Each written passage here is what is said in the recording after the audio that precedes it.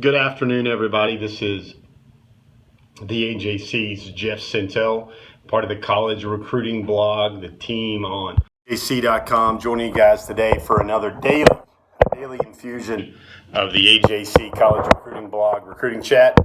We're going to have some fun. We've got one cool topic today. We've got a lot of things to talk about. Can't wait to hear your questions. Again, my name is Jeff Sentell. I cover college recruiting for the Atlanta Journal and Constitution. And we've been busy this week. We try to be busy every day for you guys now. Serving up a bunch of stories. If you haven't seen the morning rewind that went up earlier today, I thought maybe the top story of the day, at least from a UGA perspective, was something a little interesting, a story you don't read about all the time, and that was the cost of attendance. My colleague at the AJC, Seth Emerson, had a story that went up yesterday that talked about how UGA quietly over the last year had increased its cost of attendance figure. If you don't know how big a deal that is, the perceptions of that story have been pretty rampant over the last 6 months nationwide. There's some facts and figures. Auburn has a really high cost of attendance, so does Tennessee. In some reports and in some elements, it costs more to attend college in Auburn than perhaps places like UCLA or USC. So that's a very interesting story there. The skinny on it is Georgia increased its cost of attendance figure for in-state and out-of-state students. They went from maybe the bottom of the SEC, to going up towards maybe the middle of the SEC. And if you don't think that'll make a difference, just imagine if you're a young 17, 18-year-old kid, mom and dad don't have a lot, and then one school's cost of attendance figure might be $3,000 or $4,000 a semester, every 2 semesters more than UGA or perhaps another school. And if you're really close and really tied between 2 schools and you can't figure out which one you like more, I think that would be something definitely to consider. Cost of attendance, had a good question about that. Cost of attendance is what you get outside of room and board, tuition and fees for every 2 semesters. So that's very interesting, the cost of attendance figure. Another big story that came out over the last day or so was that McCole Hardman Jr., it seems like we mention that guy's name every day on the Periscope blog. It's kind of going to be a tradition for this week. He told the AJC and others yesterday that he will not take an official visit to either Tennessee or UGA. That's surprising considering that the grapevine thinks that he will commit silently to one of those 2 schools sometime in the next 45 days or so. That was very interesting. One of his visits, Big Ten fans will like that. He's going to go to Michigan for the Ohio State game. Lots of props to McCole for that. If you're going to go on an official visit to a Big Ten school, why don't you do it for Ohio State, Michigan weekend? Another big news that came out yesterday, Jaleel LeGuins of Oconee County has announced his commitment date. That will be August the 19th. Going through some questions. One question we just got about Demetrius Robinson out of Savannah Christian. Chances for Georgia on Demetrius Robinson. If you asked me this a month ago, I would have said the chances were a little bit better than I feel they are now. Simply because Georgia, I think, will attract a lot of receivers. And I do think D-Rob really likes Stanford a lot. He's just got an appeal there to Stanford he really likes. UGA and Alabama are his co-leaders, his co-number 2s, where Stanford would be his front runner. He really wants to see what it's like out there, and he's interested by the Stanford education. Kali Bali. Julian Rochester going to stay committed? That's a good question. I like questions like that. I think Julian's one of the bigger advocates of the 2016 Grind 16 class at Georgia. He's a guy that's wanting to bring a lot of more guys to Athens. I think I've heard him make a comment that some guys were going to come to Athens on a visit, even if he has to drag them there. And Julian Rochester's a pretty big dude. I think he can make that happen. I do not see the chances of him flipping, but that does kind of segue into our topic for today. Yesterday's topic was I gave you 2 magic wands, and I allowed you to pick two players from the class of 2016 you could add to the 2016 UGA recruiting class. That was yesterday's topic, so if you're just showing up today, you really missed out on that one. But today's topic, I'm going to see how much everybody knows out there about recruiting in Periscope land. It's going to be about the flip. I'm talking about the flip now. Everybody loves to read about a flip. Don't tell me you don't.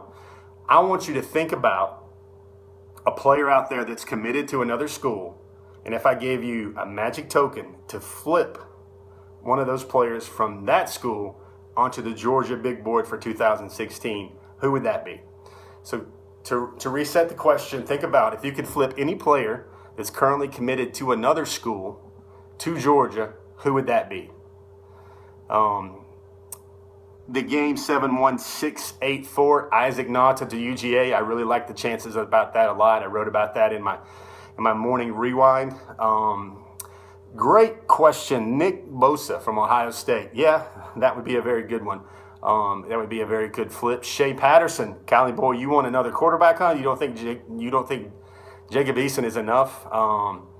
Dog Football 13, Jordan Smith and Josh Matter-Bebe. That's what I think you're saying. Carter Justice, he's right on it right there with Levonta Taylor from FSU. Really good defensive back. Georgia could always use some defensive backs. Hey guys, one thing I want to clarify about the question. I've seen some of the responses so far. It's not a flip off of a current roster.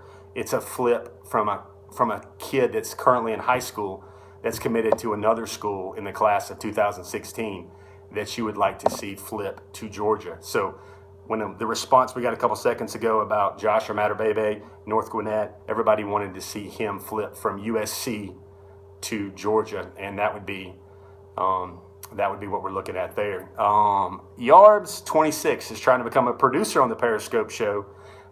He wants to know who are we actually trying to flip that is actually committed. Most of our targets are uncommitted.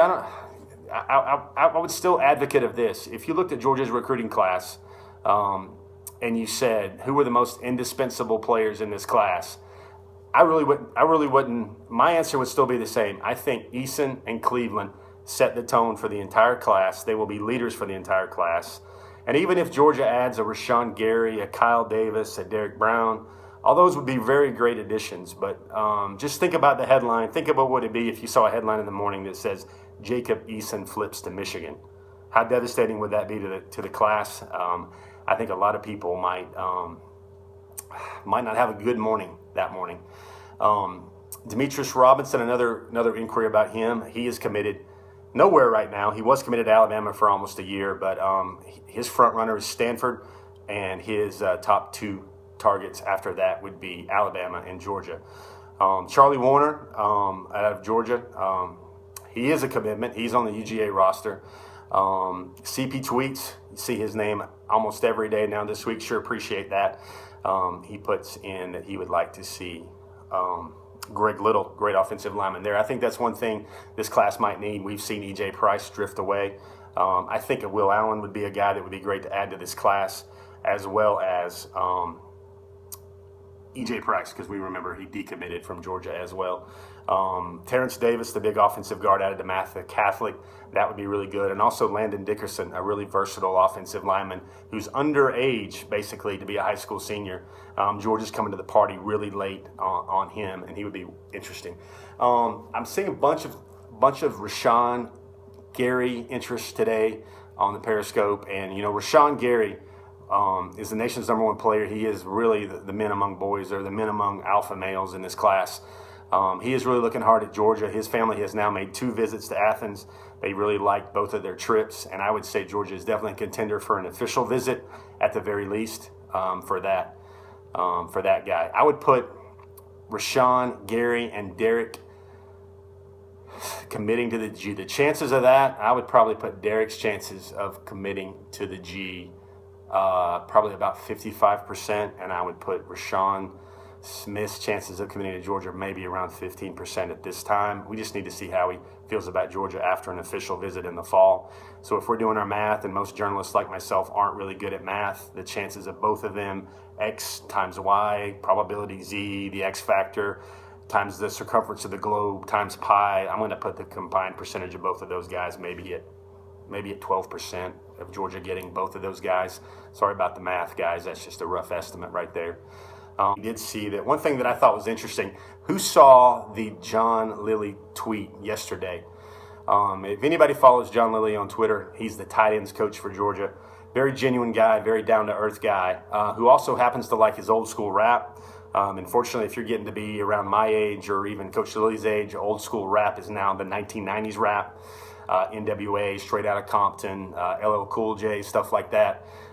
He noticed that the beef on social media, on Twitter yesterday from a lot of recruits regarding Drake versus Meek Mill. The fact that Georgia's tight ends coach knows something about the rap game and that beef between two of the rap game's finest rappers at this time. Man, it shows he can really connect with the kids. He speaks the language. Anyway, his tweet mentioned that a little bit, but also redirected it back to Fly Guy 2 Stacks. That would be Sony Michel and his own team, a budding rapper on the Dogs as well. And he basically had a lot of fun with that. Elijah Holyfield, a priority for UGA, the game, 71684. Ding, ding, ding, ding, ding. If you had to put a double star, italicized, bold-faced priority, I think Georgia has a lot of his eggs in the Elijah Holyfield basket. At running back, he's the young man out of Woodward Academy. His father is four-time world heavyweight champion, Evander the Real Deal Holyfield. The skinny on him is he's a great inside runner, very good on the jump cut, especially his first initial move. Not a lot of wasted effort. He's going to hit the hole and go. Maybe he's not a 99 speed. Maybe he's not the home run hitter, the fastest guy at a prospect combine, but he does look very good in shoulder pads, and I would think everybody would feel a lot better about Georgia's recruiting, especially at running back. You know, we all know running backs in Georgia go hand in hand, like barbecue in Sanford Stadium and a tailgate, or Guthrie's Chicken Fingers, or the Grid, or Weaver D's, or anything like that. If Georgia could get Elijah's commitment, that would go a long way. Towards solidifying that. And Devon Whaley, one of our astute Periscopers, has weighed in. The young man out of Beaumont, Texas, he is one of the nation's top running backs as well. He has Georgia in his top 5 as well. He told me something after Dog Night that I found very interesting. I asked him to rate his visit to Athens, and he told me that, first off, he said that the best visit he ever had to a college campus was to Athens for Dog Night that week. And then he thought about it for a second. He said the only other campus he's ever been to, the only other visit he's ever been to that compared to that trip to Athens was a trip to Oklahoma. So that's very good now.